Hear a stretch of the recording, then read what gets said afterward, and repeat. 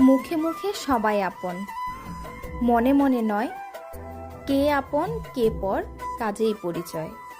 ঠিক তাই, মুখে মুখে আপনাকে অনেকেই আপন বলে মানবে, আপন বলে জানবে, কিন্তু কারোর মনের ভিতর যেহেতু কেউ প্রবেশ করতে পারে না, তাই তার মনের কথাও কেউ সত্যিকার অর্থে জানতে পারে না।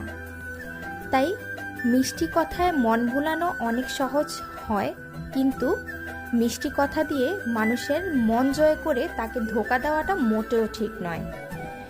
মিষ্টি মিষ্টি কথা বলে অনেকেই আপনার পাশে এসে দাঁড়াবে, কিন্তু যখন আপনার দুঃসময় হবে কিংবা আপনার খারাপ সময় জীবনে আসবে, যখন আপনার ওই মানুষটিকে সবচেয়ে বেশি প্রয়োজন হবে, তখনই আপনি তাকে আর আপনার পাশে পাবেন না। তাই কথাটি আমার কাছে বরাবরই সত্যি মনে হয়েছে। মুখে মুখে সবাই আপন।